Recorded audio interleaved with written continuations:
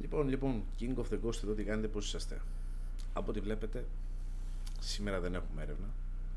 Είμαστε μέσα στο στούντιο και θέλω να δοκιμάσουμε να κάνουμε, ας το πούμε, σειρά το τι έχουμε βιώσει, το τι θέλετε να με ρωτήσετε εσείς προσωπικά, σαν θεατές, οτιδήποτε θέλετε να με ρωτήσετε πάνω σε θέμα έρευνας, ότι έχω βιώσει, τι έχω νιώσει, πώς έχω νιώσει, γιατί το νιώσα, όλα αυτά τέλος πάντων. Λοιπόν, σήμερα θα συζητήσουμε τα πιο επικίνδυνα πράγματα που έχω αισθανθεί και έχω βιώσει σε κατηλημένα σπίτια και το τι επικινδυνότητα επιφυλάζει κάθε σπίτι και κάθε έρευνα που πηγαίνουμε. Λοιπόν, η πρώτη έρευνα που είχα πάει ήταν με τον Νίκο, με τα παραφυσικά φαινόμενα, που ήμουνα στην ομάδα στα παραφυσικά φαινόμενα. Έχουμε πάει για το πρώτο live στο εργοστάσιο Κουντούρι. Ήταν τα πρώτα μας live που ξεκινάγαμε. Πρέπει να ήταν το 10ο live, κάπου εκεί. Είμαστε νέοι στο χώρο, άμαθοι, δεν είχαμε εμπειρία πάνω στο κομμάτι αυτό. Τέλος πάντων, ξεκινάμε να γυρνάμε το χώρο και να κάνουμε με το EMF και με το θερμομετρητή μετρήσεις και καταμετρήσεις. Λοιπόν, σε μια φάση ανεβαίνουμε στην ταράτσα. Ήταν πρώτος, δεύτερος, τρίτος όροφος το κτίριο. Ανεβαίνω στην ταράτσα, μου λέει ο Νίκος, βλέπουμε κάποια φώτα γιατί ήμασταν κοντά στο δρόμο. Μου λέει ο Νίκος, κλείσε το φακό. Και εγώ ασυναίσθητα κλείνω, βασικά δεν το κλείνω το φακό. Τον πιάνω το φακό και τον ακουμπάω πάνω μου. Οπότε η λάμψη του φακού να σταματήσει επάνω μου. Και αμέριμνα περπατάω. Κάνω δηλαδή βήματα και περπατάω στο σκοτάδι. Γιατί είχε κλείσει και ο Νίκος το φακό. Σε μια φάση αισθάνομαι κενό στα πόδια μου. Και αρχίζω να πέφτω. Και λέω Παναγία μου, και βάζω τα χέρια μου, τους αγκώνες μου εδώ, και κρατιέμαι σε ένα τετράγωνο μικρότερο από το σώμα μου και απλά σφινώνω με τους αγκώνες. Σφίνωσα με τους αγκώνες εδώ, δεξιά αριστερά. Του λέω Νίκο, έπεσα. Ο Νίκος να με ψάχνει στο σκοτάδι, να με δει που είμαι, τι έγινε, πώς έγινε, γιατί ακούστηκε ένα γκουπ, γιατί έφυγε ο φακός κάτω. Με έψαχνε ο Νίκος στο σκοτάδι, τέλος πάντων, ανοίγει το φακό, με βλέπει να προσπαθώ να βγω. Αυτό υπάρχει σε live, δεν ξέρω αν το έχει ο Νίκος. Λογικά θα το έχει το live σίγουρα. Προσπαθώ να ανασυρθώ από την τρύπα. Και όταν ανασύρωμαι την τρύπα, κοιτάω κάτω. Παιδιά, ήταν πάνω από 20-25 μέτρα βάθος. Το λιγότερο που μπορούσα να πάθω σε θέμα ζημιάς, μιλάμε, ήταν να σπάσω τα πόδια μου. Το περισσότερο να καταστρέψω λεκάνη, σποδητική στήλη και όλα αυτά. Τέλος πάντων, δόξα τω Θεώ, όλα καλά. Μόνο κάτι γρατζουνιές εδώ είχα πάθει, εδώ και εδώ. Δόξα τω Θεώ, όλα καλά. Συνεχίζουμε την έρευνα με τον Νίκο. Φοβήθηκα πάρα πολύ, μπορώ να πω. Πάρα πολύ. Θέλω να πω και κάτι στους δικούς μας, στους μικρούς θεατές, γιατί υπάρχουν και μικροί θεατές που παρακολουθούν. Παιδιά, ποτέ μην διαχειρίσετε να κάνετε κάτι παρόμοιο που κάνουμε εμείς. Θα μου πεις, εσύ γιατί το κάνεις? Δεν είμαι έμπειρος, έτσι, έχω μία μικρή εμπειρία τέλος πάντων. Μην διαχειρίσετε ποτέ να κάνετε κάτι τέτοιο. Δεν παροτρύνουμε κανέναν να πάει να πάρει μία κάμερα, ένα φακό και να ξεκινήσει να πηγαίνει σε εγκατελειμμένα σπίτια, κτίρια, εργοστάσια. Είναι πολύ επικίνδυνο, παιδιά. Πηγαίνουμε με δικιά μας πρωτοβουλία. Αν πάθουμε κάτι, έχουμε εμείς πώς θα το πω, την πρωτοβουλία, ρε παιδάκι μου, ότι ξέρεις τι, πήγαμε, πέσαμε. Είμαστε δηλαδή εμείς υπέτειοι ότι αν πάθουμε κάτι. Δεν παροτρύνουμε κανέναν. Μια σπηλιά να κάνω μια έρευνα. Είναι πάρα πολύ παλιά αυτή η σπηλιά. Εκεί μπήκα γονατιστός γιατί δεν έφτανα λόγω ύψους, μπήκα γονατιστός μέσα και απλά προχώραγα. Τέλος πάντων, ναι, βέβαια ήταν εγκλωβιστικό, δεν είχα αέρα και έκανα την έρευνά μου. Τέλος πάντων, μια μικρή έρευνα ήταν, γύρω στα 20 λεπτά, 15-20 λεπτά. Κλείνω κάμερα, μαζεύω εξοπλισμό και πάω να ανέβω. Δεν είπα στην αρχή ότι για να κατέβω στη σπηλιά ήταν έτσι. Κατέβαινες δηλαδή μαχαίρι.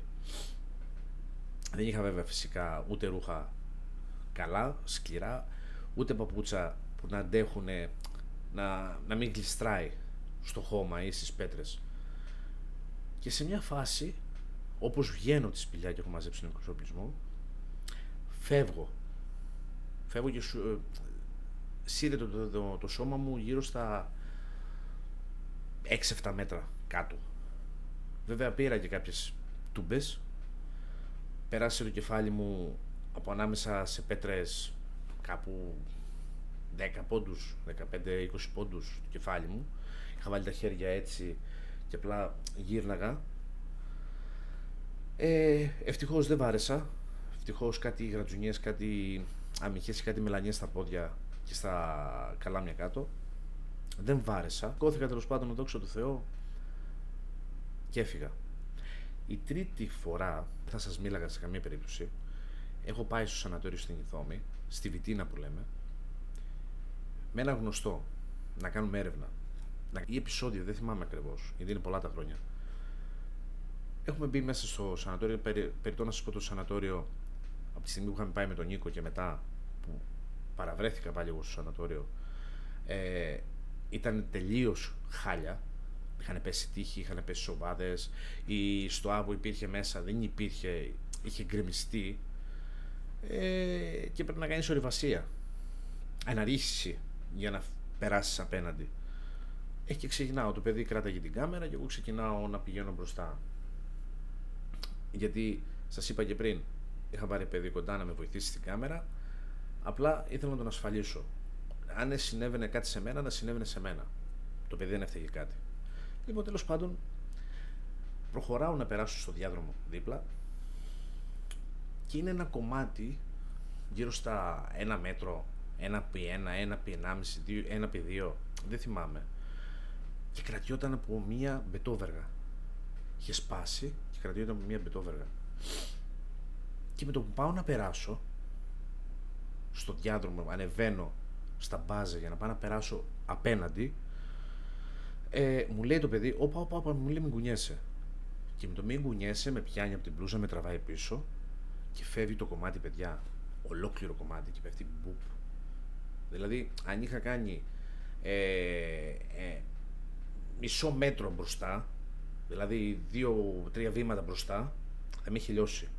Ήτανε, παιδιά, ήτανε 1,5, 1x2. Τέταρτη που έχω βιώσει και ήταν ανατριχιαστικό, πολύ ανατριχιαστικό αυτό. Έχω φύγει και έχω πάει στο... Δεν βάρεσα, ούτε έπεσα, ούτε τίποτα. Βίωσα ένα πολύ κακό πράγμα. Βασικά δύο. Ένα στο σανατόριο στην Πάρνηθα που με ακούμπησε κάτι και έχασα προσανατολισμό. Έχασα τον τόπο, έχασα τα πάντα. Δεν ήξερα που πατάω, τι βρίσκομαι. Αν δεν ήταν ο Νίκος, δεν θα μπορούσα να γυρίσω να βρω τον δρόμο επιστροφής. Ήταν ό,τι χειρότερο, παιδιά, ό,τι χειρότερο. Ήταν και οι πρώτες μας έρευνες, παρθενικές έρευνες. Ήταν οι πρώτες μας παρθενικές έρευνες. Και ναι, ήταν κακό. Και δεύτερο που έχω βιώσει, είμαι στο σπίτι του παπά, στο σπίτι του ιερέα που λέμε. Κάνω τη συνεδρία μου κανονικά μέσα και σε μια φάση ακούω κάτι, ένα τρίξιμο απ' έξω. Και λέω, τι φάση? Και βγαίνω έξω. Δεν βλέπω κάτι. Ξαναμπαίνω μέσα και με το που μπαίνω στο δωμάτιο το μεγάλο, κάτι με πιάνει από εδώ. Λαιμό, βασικά, να σας το πω κι αλλιώς, λαιμό από εδώ και να μην μπορώ να αναπνεύσω. Και λέω, Παναγία μου, πέθανα. Κάτι με έχει πιάσει από το λαιμό, δεν μπορώ να αναπνεύσω, δεν έχω οξυγόνο. Και κάνω το σταυρό μου και λέω, Παναγία μου, αυτό υπάρχει στο βίντεο, στο σπίτι του ιερέα, σε έρευνα, υπάρχει κανονικά αυτό, γιατί τράβαγα βίντεο εκείνη τη στιγμή με selfie και λέω Παναγία μου, δεν είμαι καλά. Και βγαίνω έξω. Και εκεί έρχομαι λίγο, συνέρχομαι και πίνω νερό. Μετά από εκεί και πέρα αρχίσανε τα ταβαντούρια. Ξεκινήσανε μετά τα τριξίματα στις πόρτες, το EMF να βαράει σαν τρελό, το Spiritbox να μου δίνει τρέλες απαντήσεις και όλα αυτά. Μία έρευνα που μου άρεσε πάρα πολύ, μα πάρα πολύ όμως, ήταν που είχαμε πάει κάμπινγκ, στο κάμπινγκ με τον Νίκο. Ήταν πριν 5 χρόνια, μία πενταετία, που χιόνιζε. Δεν ξέραμε καν την ιστορία του κάμπινγκ, ότι υπήρχε παιδάκι πίσω από αυτή την ιστορία. Είναι πάρα πολύ σαν έρευνα. Μου αρέσει το spot πάρα πολύ, το τοπίο, η θεματολογία, όλο αυτό είναι πάρα πολύ ωραίο. Εν τω μεταξύ κάτι που ξέχασα, κάτι πολύ ανατριχιαστικό. Έχουμε πάει μαζί με τον Νίκο, πάλι στις αρχές του καναλιού του Παραφυσικά Φαινόμενα. Έχουμε πάει να κάνουμε live στο Ξενία. Και πώς κάνουμε live τέλος πάντων και αναλύουμε τα πράγματα και κάνουμε συνεδρία και ανοίγουμε το Spiritbox, ανοίγουμε το EMF, θερμομετρητή και βλέπω πως είναι ο Νίκος σε μια πόρτα, βλέπω ακριβώς δίπλα του. Ο Νίκος θα το θυμάται, αν το θυμάται να σχολιάσει κάτω από το βίντεο, να δούμε αν θυμάμαι καλά, γιατί και ο Νίκος βίωσε κάτι τέτοιο, είδε κάτι παρόμοιο. Και όταν ξεκινάμε και κάνουμε συνεδρίες και πιέζουμε, αλλά πιέζαμε άσχημα, δηλαδή το φτάναμε στα όρια. Πούμε σαν ολόγραμμα, κάπως έτσι, να είναι δίπλα στον Νίκο και να τον κοιτάει. Ήτανε σαν δαίμονας, παιδιά. Κάτι σαν τέτοιο ήταν, τέλος πάντων. Δεν θέλω να το χαρακτηρίσω ότι ήταν δαίμονας, ήταν κάτι τέτοιο. Και τον εκοίταγε με μίσος. Και του λέω Νίκο, σταμάτα. Μου λέει τι έγινε πάνω, σταμάτα του λέω, τώρα. Μου λέει τι να σταματήσω, σταμάτα του λέω την έρευνα τώρα. Τώρα, σταματάμε, τέλος. Και θυμάμαι πολύ καλά ότι σταματάμε την έρευνα και φεύγουμε, χαιρετάμε τον κόσμο, κατεβαίνουμε και μου λέει τι θέλω να μου πεις τώρα. Του λέω δεν υπάρχει περίπτωση να σου πω τώρα, θα σου πω στον δρόμο, του λέω το τι συνέβη. Δεν θα σου πω, του λέω τώρα, θα σου πω στον δρόμο το τι συνέβη. Και ξεκινάμε να φύγουμε τέλος πάντων. Και μου λέει τι είδες. Του λέω είδα αυτό. Μου λέει να ξέρεις, μου λέει το ένιωσα και εγώ όλο αυτό. Παιδιά, δεν ξέρω αν ήταν δαίμονας ή αν ήταν οτιδήποτε ήταν τέλος πάντων αυτό. Απλά καλό είναι όταν ξεκινάμε να κάνουμε κάτι να μην το φτάνουμε στα όρια. Δεν είναι καλό πάντα να φτάνεις κάτι στα όρια, στα άκρα που λέμε. Οπότε κάνουμε την έρευνά μας, για μας μιλάμε έτσι, για μας που ασχολούμαστε με αυτό τέλος πάντων, που μας αρέσει, έχουμε μία πολύ μικρή εμπειρία με όλα αυτά που έχουμε βιώσει, κρατιόμαστε λίγο στο έδαφος, να έχουμε λίγο εγωισμό με την καλή έννοια το λέω, για να μην πάθουμε κάτι. Και ξαναλέω, δεν παροτρύνουμε κανέναν να κάνει αυτό που κάνουμε. Δεν θα δεχτώ, συγγνώμη, λέξη δεν είναι λάθος η λέξη. Δεν παροτρύνουμε κανέναν να κάνει αυτό που κάνουμε εμείς. Φυσικά πάμε με δικιά μας πρωτοβουλία, με δικό μας ρίσκο. Αν πάθουμε κάτι είμαστε εμείς υπέτειοι για τον εαυτό μας. Είναι επικίνδυνο. Μην το βλέπετε μέσα από την κάμερα ή στον καναπέ σας και λέτε σιγά. Είναι επικίνδυνο, παιδιά. Κρύβει πολλούς κινδύνους. Το κάθε κτίριο, η κάθε ιστορία. Αυτό ήταν το βιντεάκι απόψε. Ελπίζω να σας άρεσε. Δεν ήταν μεγάλο, ήταν μικρούλι τέλος πάντων. Ήθελα να δω αν μπορούμε να το στηρίξουμε και αυτό. Βέβαια, φυσικά δεν αφήνω τις έρευνες, έτσι. Απλά ήθελα να δοκιμάσω και κάτι άλλο. Να σας πω κάποιες ιστορίες, το τι έχω βιώσει, το τι μπορεί να έχω τραυματιστεί, να έχω πάει να τραυματιστώ και όλα αυτά. Θέλω κάτω στο βιντεάκι να μου κάνετε ερωτήσεις. Φυσικά θα το κάνουμε το Q&A. Με την ερώτησή σας κανονικά θα απαντάω. Ένα like, ένα sub και ένα σχόλιο με βοηθάει πάρα πολύ να συνεχίσω αυτό που κάνω.